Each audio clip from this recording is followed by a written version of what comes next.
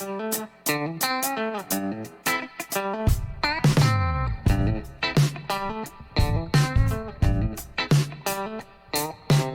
everyone, and welcome to another episode of Not Another Whiskey Podcast. So if you guys are looking for a podcast with in-depth whiskey news, bunghole sniffing, and belly button twiddling while drinking cask strength, natural colour, unchill filtered, hard to find whiskey, then you've definitely come to the wrong place. I'm Mitch Beshard, your co-host. And it's me, Daz, the good-looking sounding one. Mitch, you did pretty well there, mate. That was a lot of biz. That was a lot. I'm glad we hadn't started drinking, man. Yeah, you are. I've just come off a tasting of 15 different whiskies with a dude in Norway. So, yeah, I'm glad you got that and not me. All right, guys, so thank you so much for all the positive feedback we've had from episode 1. If you haven't checked it out, then have a listen to it. It was our first attempt. This is episode number 2. Number 1, we told you guys about some of our whiskey tales from our combined 30 years of experience as whiskey ambassadors. But in this episode, we're going to take you on a wee look around the world of whiskey festivals, both in Scotland and around the world.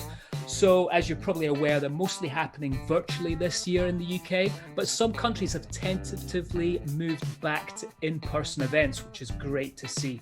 So in this episode, we thought we'd give you an insider's guide to whiskey festivals, talk about their future, and hang out till the end where we're going to drop in some wee tips on do's and don'ts when attending these festivals based on our experience and what people have kind of done to us and not done to us, I suppose, right, Daz? Yeah, there's a bit of that. There's definitely a bit of that. Yeah, so grab a glass, guys, sit back and enjoy Mitch's 5 out of 10 banter. Not mine. So, Daz, let's talk about this. Have we got the first ever written record of a whiskey festival? Actually, who gives a fuck? Let's explain to people out there, if they haven't been to a whiskey festival, what this is all about. Yeah, I do actually know when the first whiskey festivals were. Sharp.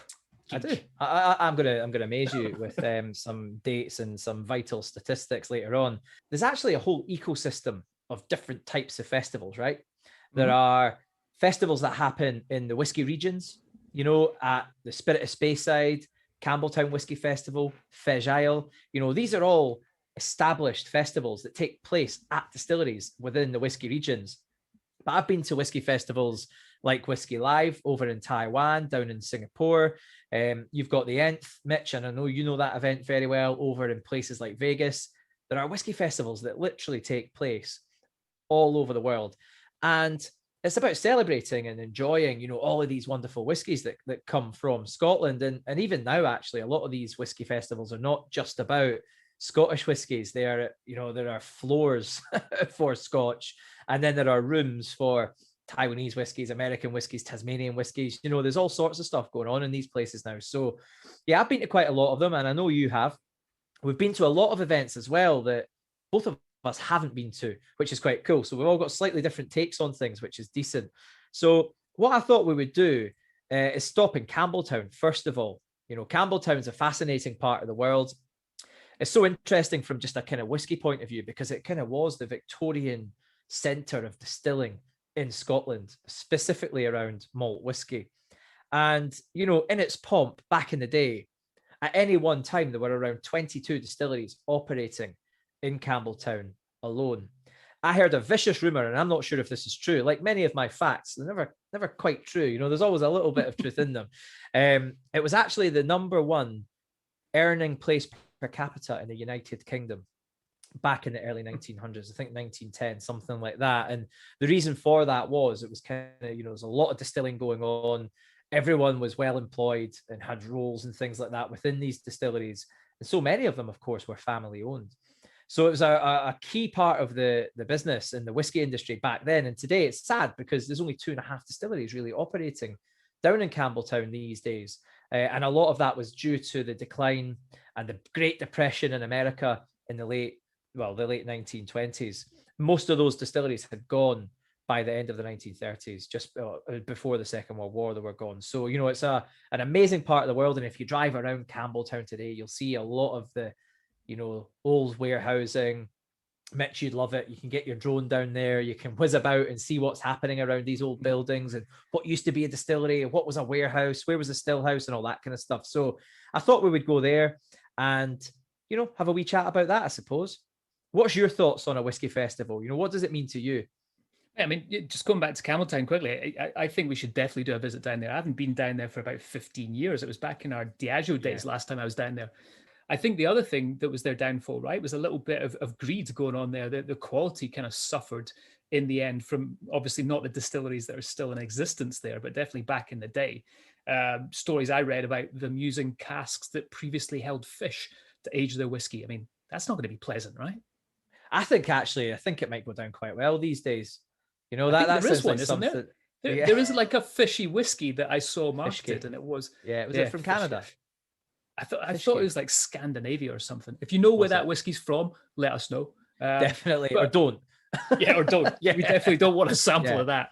What's your take on whiskey festivals? Like, what?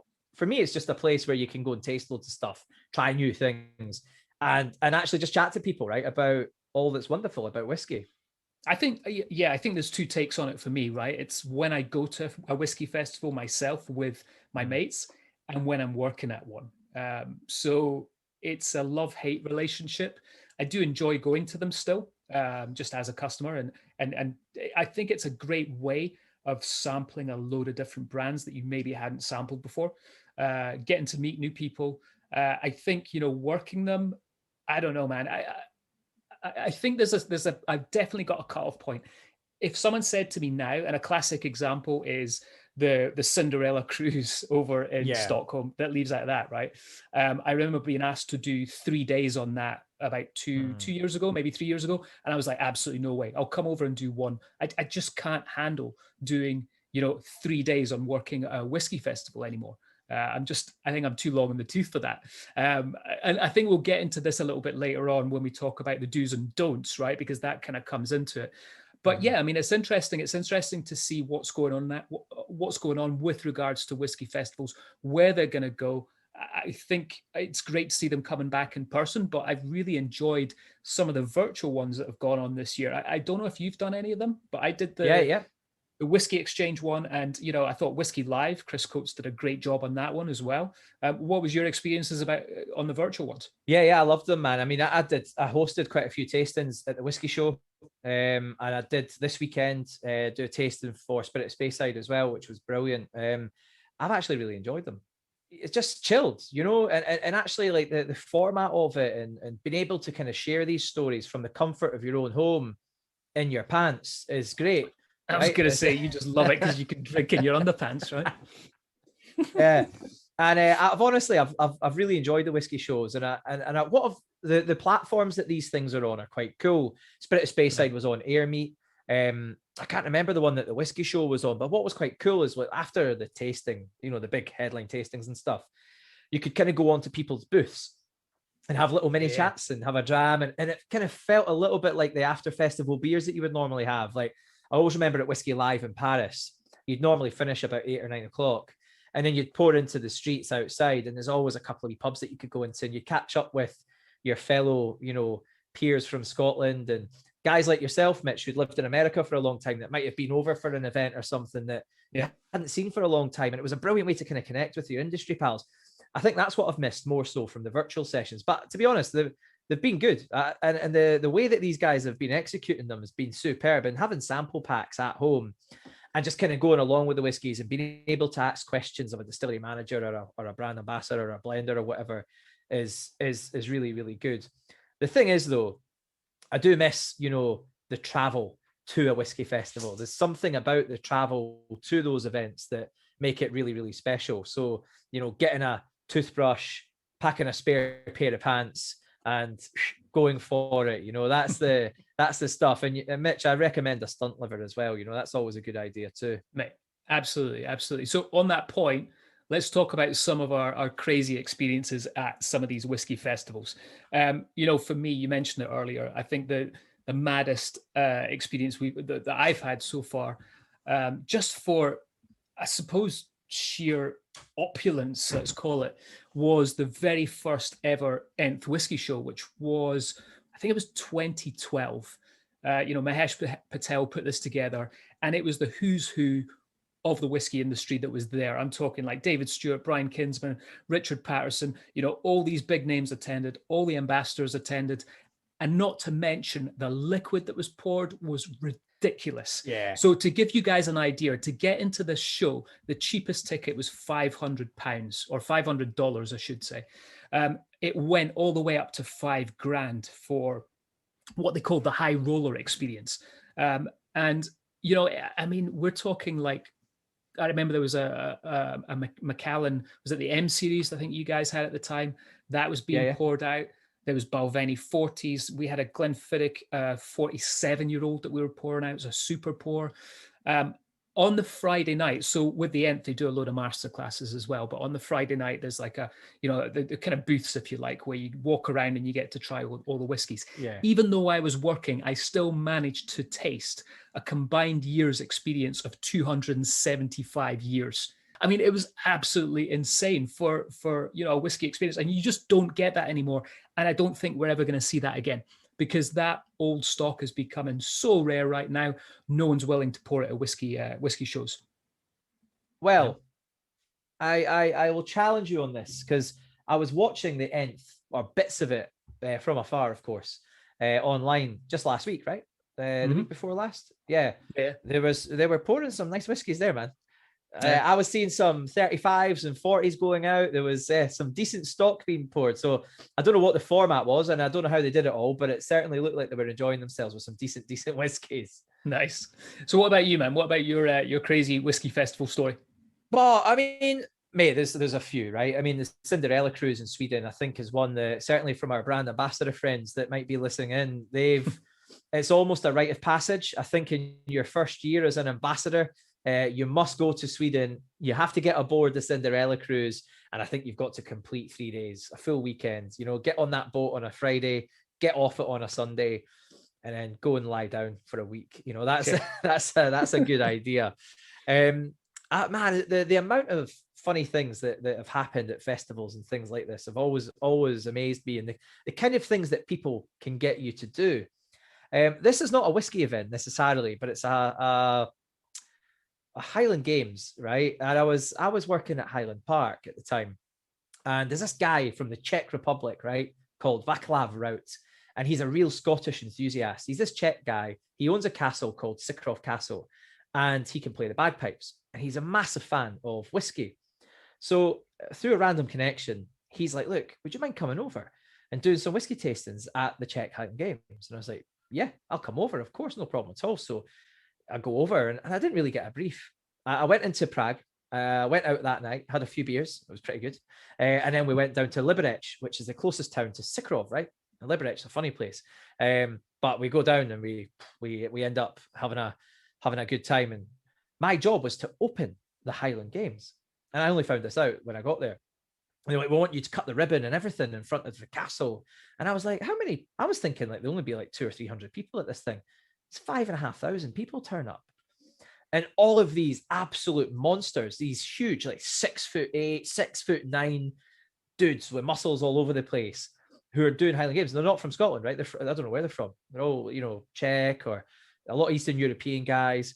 And the guy that actually, they're all kilted up and wearing like Scottish kind of themed vests and stuff. It was properly mental. So anyway, they do the event. It was brilliant. And the guy that won it was the Olympic discus thrower from the Czech Republic. He actually won the Highland Games. So this guy was an athlete. He wasn't 6'9". He was like 6'3" or something. He looked more normal, but he was obviously an absolute machine. So anyway, right, we go out, we celebrate with some of these guys later on that night. And it's all a bit of a blur, which tends to happen, sadly, at the end of a whiskey festival. You've been tasting stuff, and we were tasting quite a lot of whiskeys. We did a few tastings during the day. These guys wanted to try more, obviously, in the evening, so we had quite a few whiskeys in the evening. Anyway, I go back to this weird motel that I was staying in. It had like gold shimmered kind of blankets, curtains. The lights were kind of hanging upside down. The lady that ran the place, one of her eyes was glass and one wasn't, so it was quite disconcerting when it was everything that was just wonderful but weird and at the same time. Yeah, I was just gonna say, it sounds like your kind of place.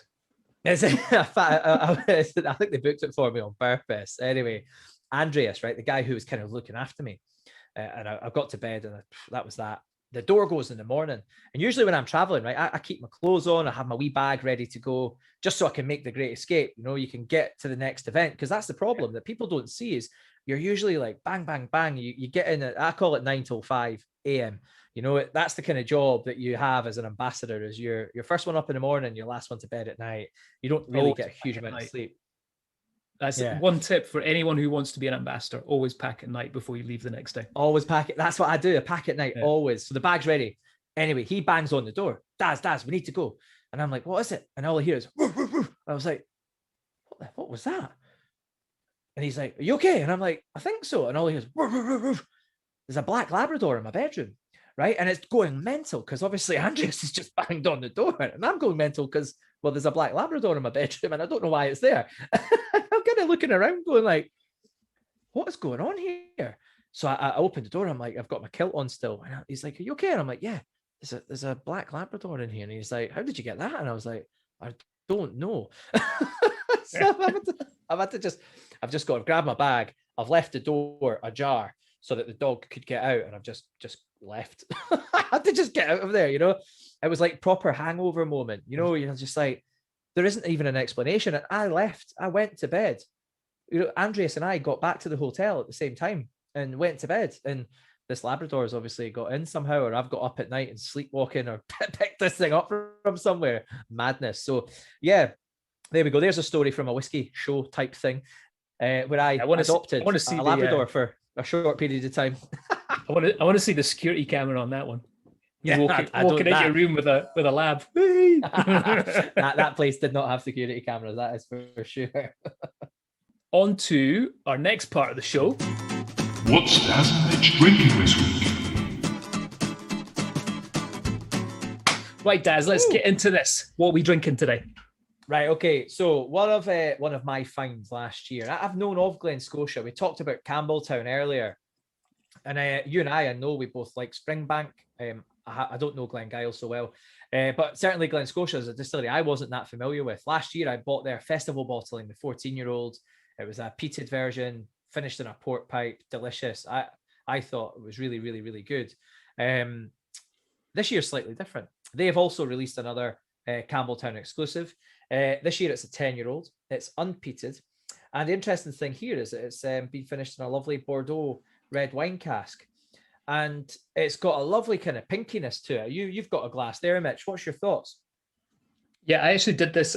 We did a lad's kind of tasting, blind tasting. And this was one of my favorite from the 9 that we tried. I really like it. It's kind of got like a little bit of red berries in there. There's a honeyedness, but I don't get it on the nose, but I get it on the palate. There's like a maritime kind of salty brininess that's still there that reminds you that you're drinking a Campbelltown whiskey, you know? Yeah, touch oily, definitely. I think it's got that kind of cranachiny quality. There's a lot of honey. There's a bit of berry. There's a slightly kind of soft toffee sort of character in there. Big though, eh? It's big. Well, listen, it's cask strength, right? So it's 56.1%. It's not that old. It's a 10-year-old. So it's yet to be tamed properly by time. So yeah, I think it is. It's a bit punchy, but a little splash of water, and I think it's delicious. I think it's a lovely whiskey from a distillery that seems to be doing great things at the moment. They just their 25-year-old was just voted best whiskey of the year. And it's kind of lesser known as well. So yeah, I think they're doing a good job down there, and it's distillery. Beautiful visitor centre as well. Has it? Yeah. Well, mate, I haven't been to Campbelltown probably for as long as you have. So I know they redid it all, didn't they? Fairly recently. So yeah, I'd love. You and I, we will get back down there.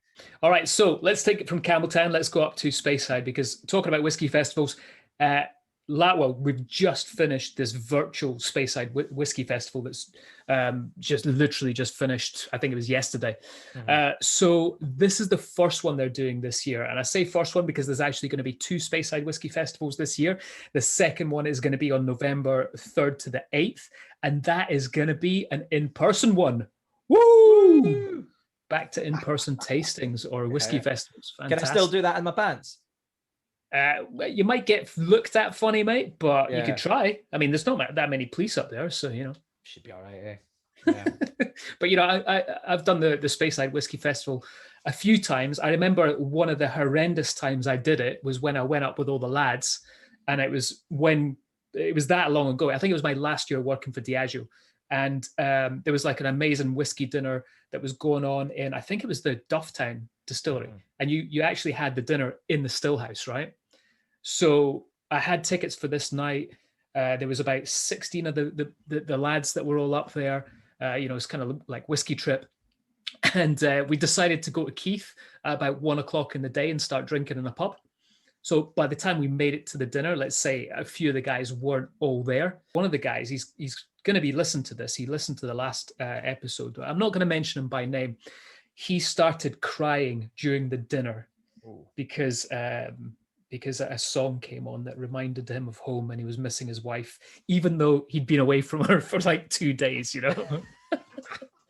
A touch emotional, these whiskey festivals can be. Yes, exactly. So that was my last experience of the Speyside Whisky Festival. But tell me about how your tasting went with big Dave Broom in the virtual one this week. Yeah, it was good. Brilliant. I mean, it was a very loose brief, shall we say? Was this with Dave though, right? Yeah, definitely with me as well. So we labelled it a ramble around Speyside, and we had a few Tamnavulans in the hand. And we kind of went through just some of the kind of trials and tribulations and stuff like that, I suppose, of the region generally, and then a bit more into that distillery in particular. It was great, man. We had a couple of nice whiskies, we had some nice chocolates, and I think throughout. So the interesting thing is the last few years when I've done the Spirit of Speyside Festival at Tamnavulan, it's closed to visitors, right? It doesn't have a visitor centre. So normally we can only have tour groups of maybe, 10 people per tour. And we would only do 3 tours per day. So the most I think we could get over the weekend would be about 90 people touring the distillery, and we'd sell tickets for it and things like that. But just on the tasting that Dave and I did, and people had bought sample packs and stuff like that, we had about 80 people all the way through the kind of hour and 20 minutes. So quite an efficient way of getting lots of people to hear about and taste as well, some lovely whiskies from their favorite Speyside distilleries. So yeah, man, I really enjoyed myself. Dave had a good laugh as well. So yeah, it was cool. And well, I guess it kind of leads on nicely into like, what does the future of a whiskey festival now look like? So will it go back to all in physical? Will it be a hybrid where you've got a blend of live and virtual events? Because some people quite prefer some of these virtual ways of doing it. Or will some events just stick to the virtual format and just do it in a slightly different way? And it'd be interesting to see what your thoughts are on that, Mitch. I think it's going to be a hybrid. Because I think what's happened now is all these whiskey festivals have seen that the virtual thing works. I think there's going to be a big thirst for getting back and doing it in person. I think it would be an error if they just went virtual. Yeah. Because, the likes of you and I, we'd much rather be there in person and do it in person. And I know all the other whiskey ambassadors are like that as well. And a lot of whiskey drinkers that I know can't wait to go back to a whiskey festival in real life. So, but I think what they've probably found out is that it does work virtually. And, for them, why not stick a camera in a masterclass or have 2 cameras and someone streaming it live that people can buy tickets for? And I think, that's the great thing. If there's one positive that's come out of 2020, it's the fact that we can do all these things virtually now, and it does work. Yeah. What do you think? Yeah, no, I agree. The virtual piece I like elements of it, definitely, but I miss people, right? And I love being around people. And I mentioned before, catching up with old industry friends, and even the guys the guys and girls that you meet when you're out there that you see every year. If you go back to these events regularly, they kind of become your mates in a kind of strange way, right? So you end up going for dinner, or you have a beer with them and stuff. And you actually take it for granted that that's just kind of what you do every year. Until you don't have that, then you kind of miss it. So yeah, I think hybrid, definitely. I think there's elements of being able to sort of tour a distillery, for example, virtually is a great way to see a distillery. And actually you might get even more access than you normally would as a public visitor, because at the Spirit of Speyside there, Joe and Sam at Tamnavulin, they did the dirty side of distilling, which was really cool. So they basically showed people like what effluent looks like, what pot ale looks like, all this stuff that you would never see on a distillery tour. They were kind of exposing it and just sort of bringing it to life, just so you can see what actually happens at a working distillery. Because on a tour, you're not often going to get access all areas with distillery managers and things like that, and distillers. So yeah, that part of it I thought was really, really cool. And I've seen that from some of the other distilleries as well. They've definitely shared more than they would ever share on a normal tour or at a whiskey festival. So it's been quite cool in that respect. You've got under the skin of things in a slightly different way. So yeah, parts of it will stay. I'm certain of that. Yeah, and I know another thing they did up at Speyside was a virtual tour of Dalmunich, which would have been, I didn't jump on that, but that's a distillery I'm kind of obsessed with because it's just down the road from me up in Speyside. It's one of the closest distilleries to my house at Copperbrook. Yeah. Shameless plug there for it. I mean, well, look, it might be shameless, highly relevant. I'm going this week. I know you are, mate. I'm looking forward to it. Yeah. It's all the whiskey's been properly hidden. All the good stuff, right? Yeah. All the valuables have been put away, all glassware. I've changed all the glasses for plastics. Yeah. I am a bit breaky when it comes to these kind of things. Yeah. Right. So let's talk about what's caught our eye this week. Daz and Mitch's Whiskey News of the Week. Not big news from Diageo. It was big news about a year ago, 2 years ago, but their Clynelish distillery has opened, which is one of the 4 homes of Johnny Walker. So they've completed Glenkinchie already.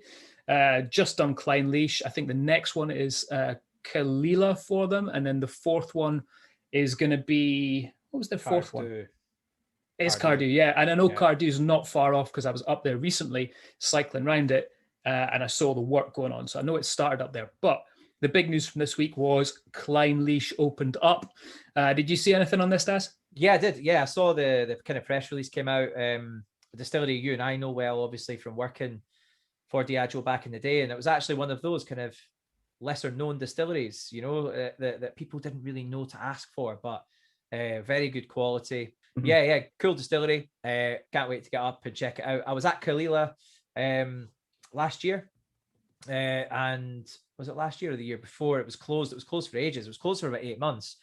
So I think they will be. Yeah, I think they will be the last one of the 4. Glenkinchie, you and I have both been to. It looks great.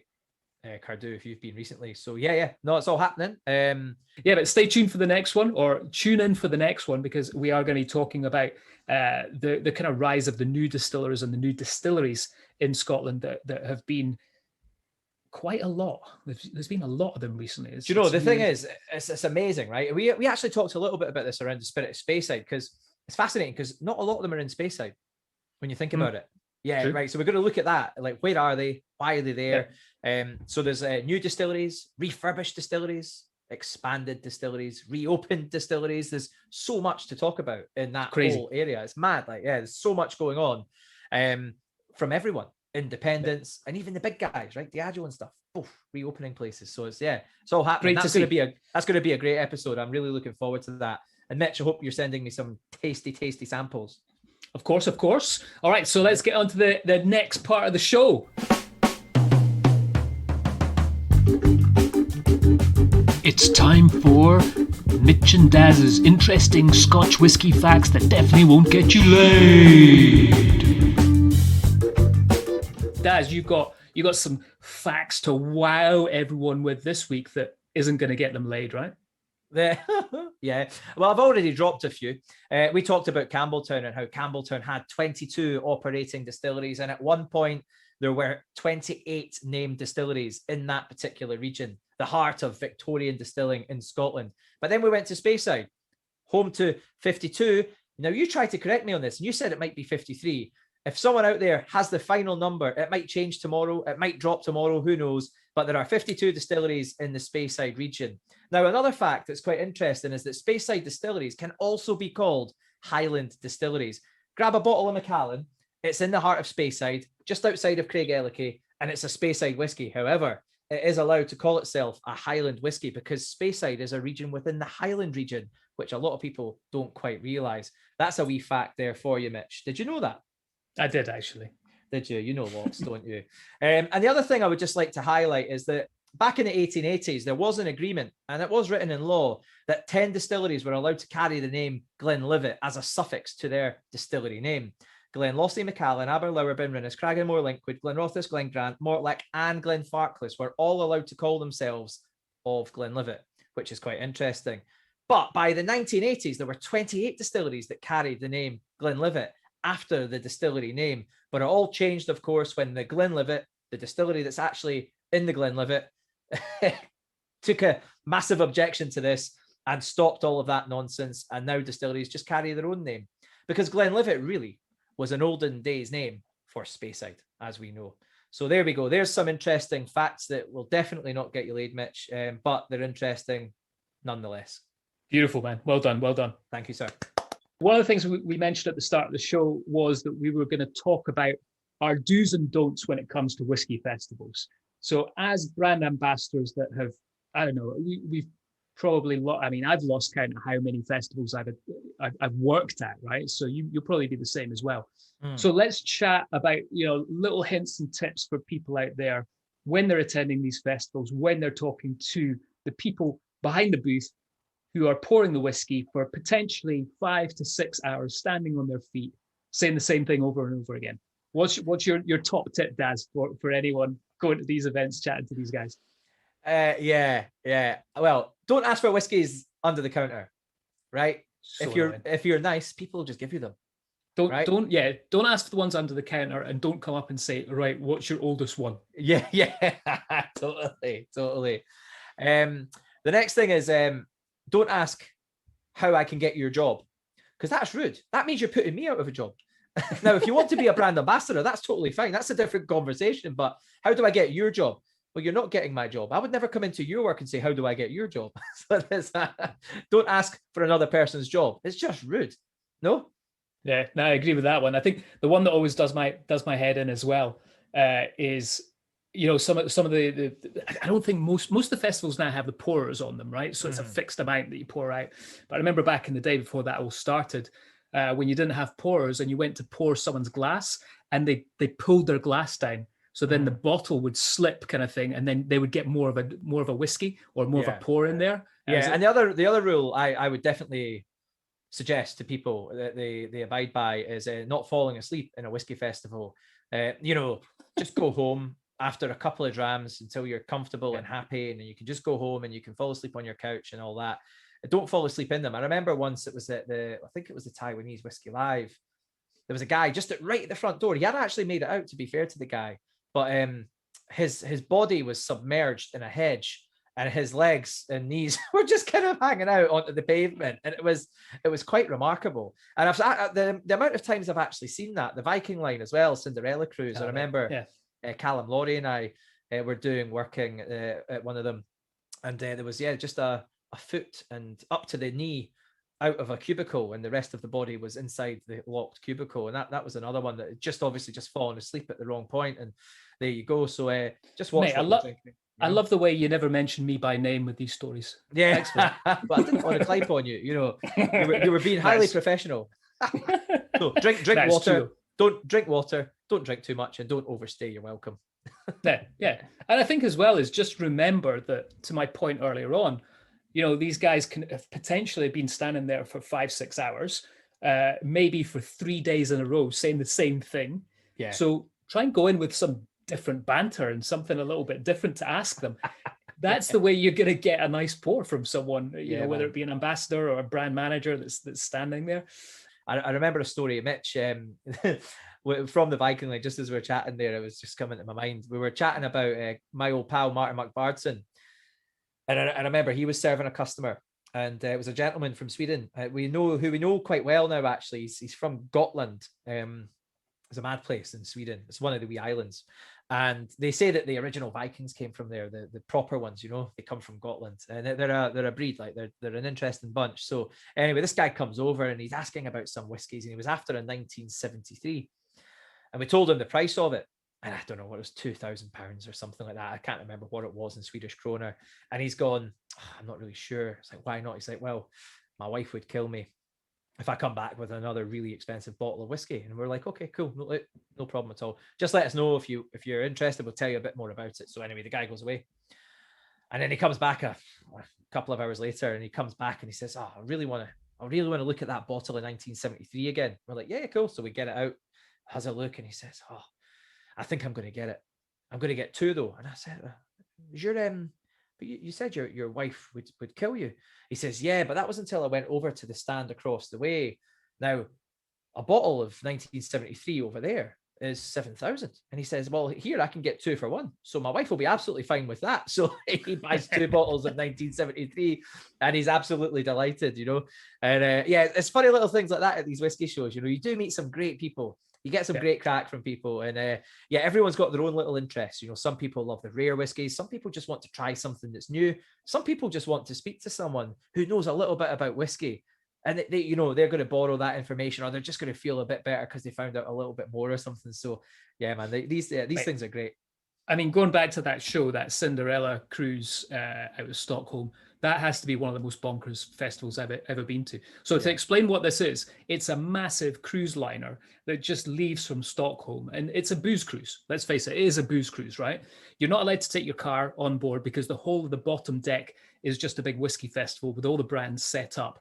There's whiskey masterclasses that go on, and the ship just cruises out into the fjord, turns round again, and then comes back. I think it leaves in 3 in the afternoon, comes back the next day at 3 o'clock in the afternoon. Yeah. Basically, everyone just piles off, and then they get a whole load of new people on. Is it 3 days or 5 days? I think it's 3 days, right? There might be both. Yeah, yeah. I think it might be 5. So there must be more whiskey clubs in Sweden than there are anywhere else in the world. And I've done tastings in Sweden at these whiskey clubs where we've tasted 25 whiskeys. Whiskey tastings with a half time. Do you know what I mean? That's mad. Like, that's get oranges out. Yeah, get the oranges out. Exactly. Yeah, it's nuts. So yeah, I mean, but my crazy story from the Cinderella cruise was, you know, this ship is so big, it has a nightclub with a dance floor, and there's a whole live band playing. So we ended up having a, you know, after the big day that we had, obviously wanted to let off some steam. Oh, that's another thing, by the way. If you ever meet a brand ambassador after a whiskey festival, buy them a beer. Don't buy them a whiskey. We always want to drink a beer. So anyway, I'm glad you dropped that in. Well done. Yeah. We're having a couple of beers in this like nightclub afterwards. And I was on the dance floor with Gemma Patterson from Balvenie. And this couple came up to me, not a word of a lie. They'd been in my masterclass earlier on. They were like, "Oh, it was amazing, really good. Do you want to come back to our cabin with us and have some after show whiskey fun?" I was like, "Sorry, I've got my wife here," and quickly grabbed Gemma and ran off. Who isn't my wife, by the way, but she pretended that she was very well that night. Conveniently so. Yeah. Interesting times. Absolutely. Well, that is a proposition that you'll never forget. There you go. I actually obviously gave some whiskey facts that could have got me laid that night. Well, you did. Well done. Yeah. Guess the whiskey, guess the whiskey, guess the whiskey, guess the whiskey, guess the whiskey, guess the whiskey. That's a good one. Yeah. That's the best jingle. What do you think about jingles, Daz? You liking the jingles? I think they're really good. Yeah. They're lovely. That was me singing that one, by the way. Definitely stick to my day job within whiskey and not go into singing. All right, so this week it is Daz's turn to give us the clues for what whiskey he is talking about. So Daz, go for it. Okay, now this town is home to 2 distilleries. Okay, there are 2 distilleries in this town, and one of them is Tainanish. That's clue number 1. What's the second distillery? Clue number 2. There's an animal on the label. And clue number 3 is that the word in or Gaelic, actually, in Gaelic, it would mean big meadow. So there we go. 3 clues. There we go. So guys, give us a shout. We still haven't worked out how. For some of you got in contact about last episode's one. So there was only about 2 people that got it right, one of them being Mark Thompson, and he should do because it's one of the brands that he works for. So to give everyone the answer, the whiskey that we were talking about last week was Balvenie. So if you do know what Daz was talking about this week, shoot us a wee note on Instagram or pop us a little note in the comments here. I think there's comments on podcasts, right? I haven't really checked that out yet. I need to have a look at that. Bruv. Yeah. We'll find out. Anyway, we'll work it out. All right, guys. So hopefully you enjoyed that little look at whiskey festivals. Like we mentioned earlier, we are going to do the next episode on new distilleries and reopening of distilleries that are happening in Scotland over the next year, and what's happened over the last 3 to 5 years as well. But hopefully you enjoyed our little chat about Whisky Festivals. Thanks for tuning in, and we'll see you guys next time. Yeah, guys, thanks so much. Make sure you give us a wee subscribe or whatever it is that you do for podcasts. And yeah, we look forward to sharing some more stories from these wonderful new distilleries in the next episode. We'll see you soon. Cheers.